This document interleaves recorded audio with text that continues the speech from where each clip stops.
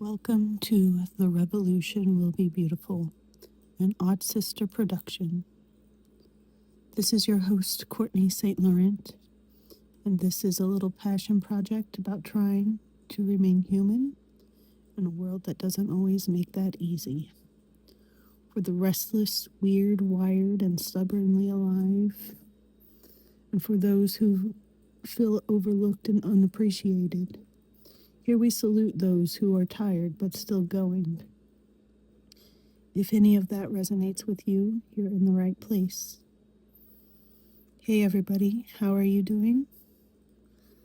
Things are getting a little heavy in the world. Lately I've been thinking about how we've learned to function, to work, show up, care after others, without stopping to think what that does to us internally. Holding everything together, keeping the bills paid, family, joking, pushing through. Yeah, I think a lot of us feel like this. We keep going like everything is okay, but our bodies remember, our nervous systems remember, and sometimes that leaks out in ways we can't control. We don't always tell our stories with words. We tell it with our posture, our exhaustion, our frustrations, the way we shut down or overextend. There are systems that do not bruise our skins, but bruise our nervous systems. They call burnout work ethic. They call emotional suppression maturity. They call survival strength. I've lived inside these systems. I didn't fail. I functioned inside them.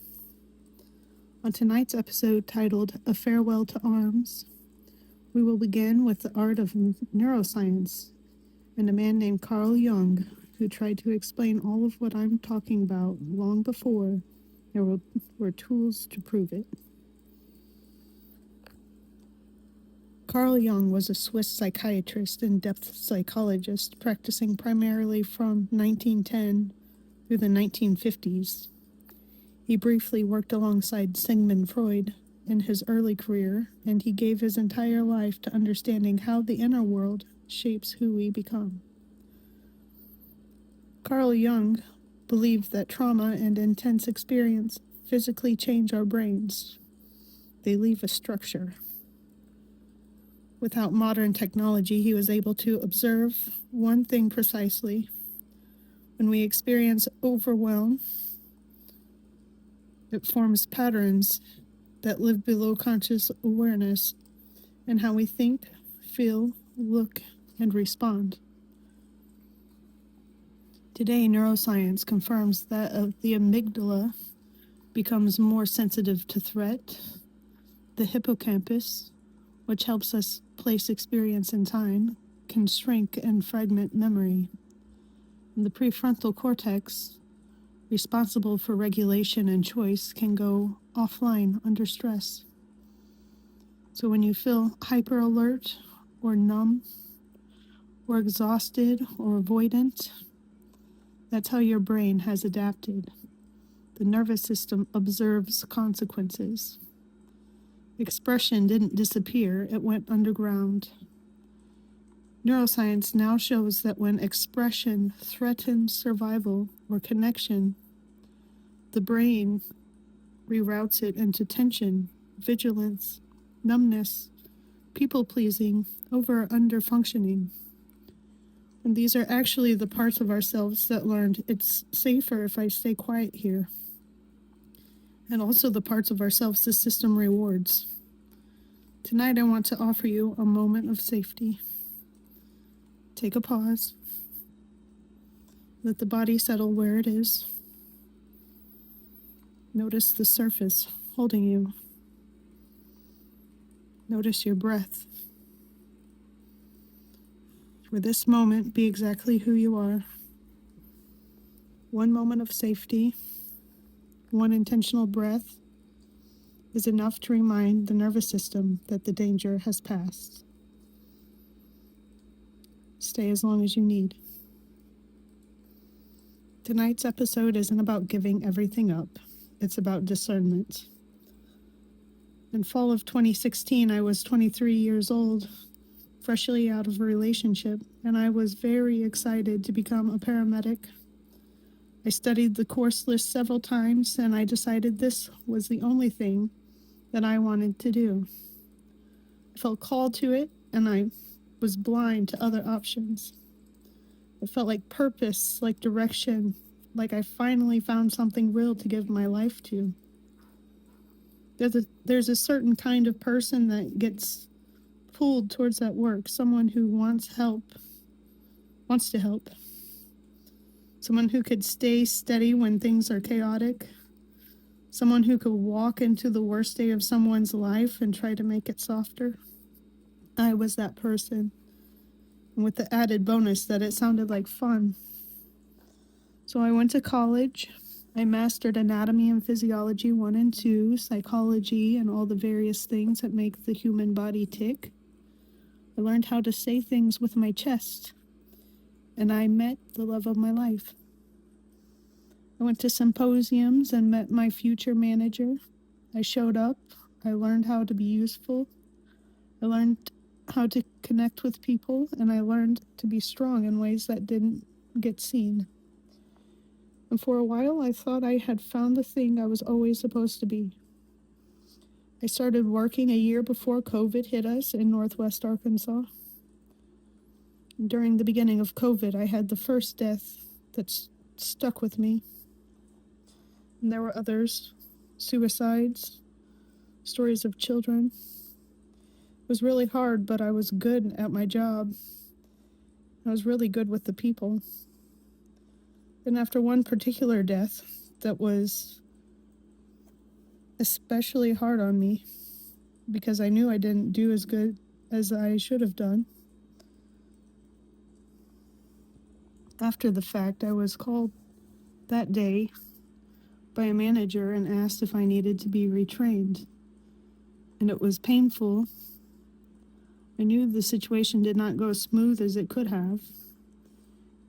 I received some retraining, and I started to fall into some depression, thinking I wasn't good enough. I made a mistake.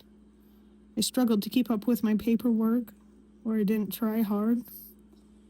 And of course, some months later, I received a call from my big boss asking what was going on. And he told me that after reviewing the run information for that death, that many people agreed they would have done the same thing that I did under the same circumstances. And he told me, "I'm sorry, you only see the world in shades of black."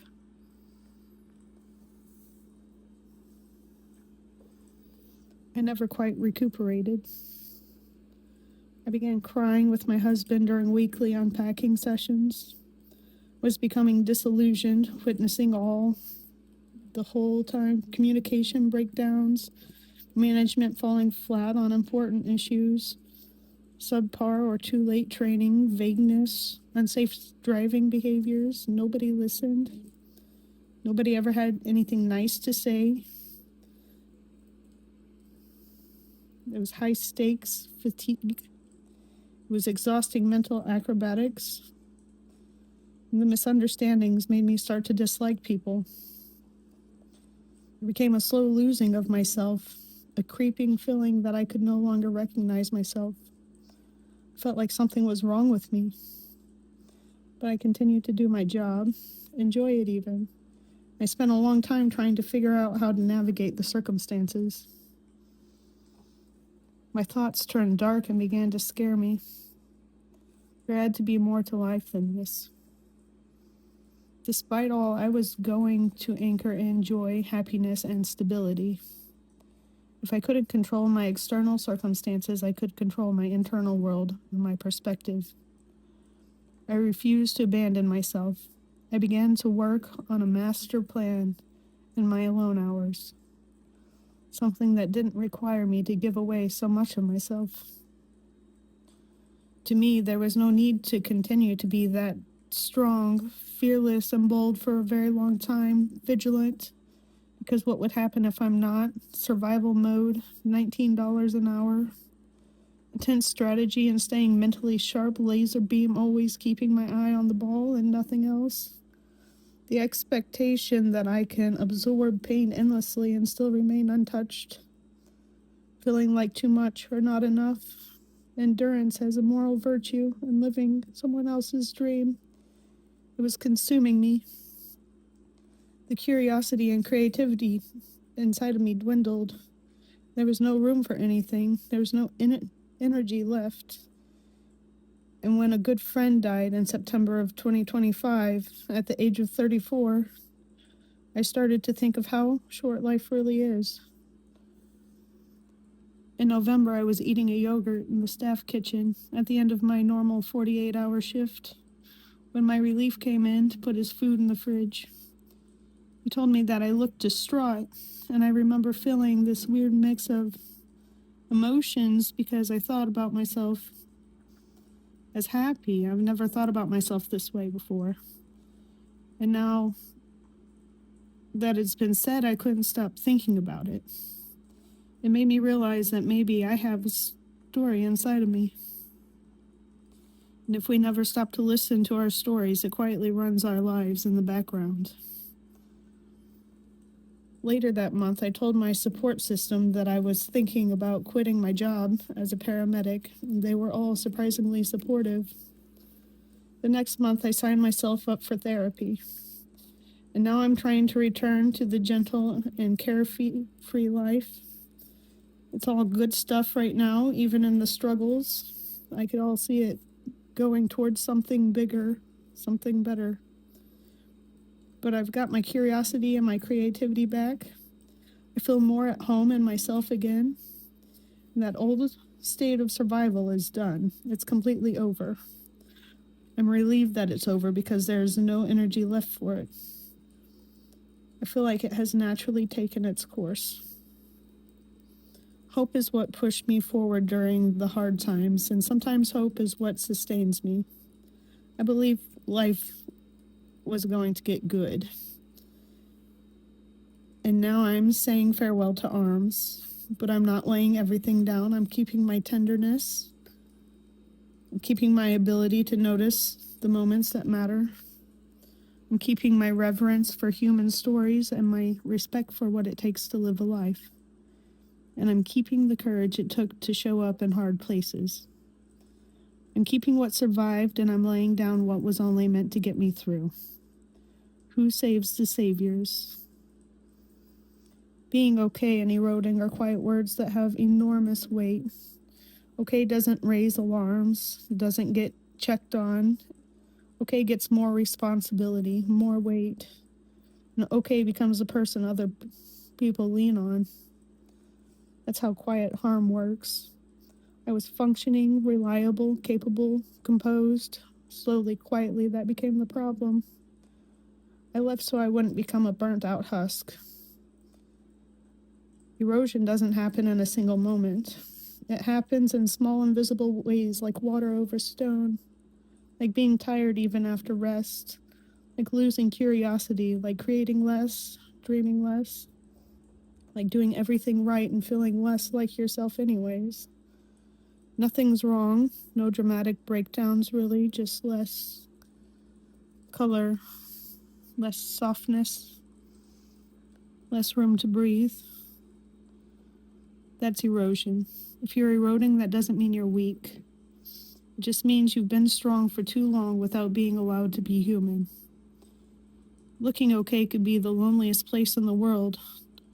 You've adapted to the pace, to the expectations, to being needed, to holding your breath. And to the untrained eye, adaptation looks like success. You kept going. You learned how to move without splashing, how to stay quiet, how to stay useful. But even the best swimmers need to breathe. If you are tired, it does not mean you are weak. And if you're here, you're not alone. You're just early. We'll sit around the campfire together and I'll say, if you feel tired in a world that never stops demanding, there's nothing wrong with you. You're responding honestly. I want this podcast to be about listening to ourselves, not in order to judge or fix, just to notice how we're doing.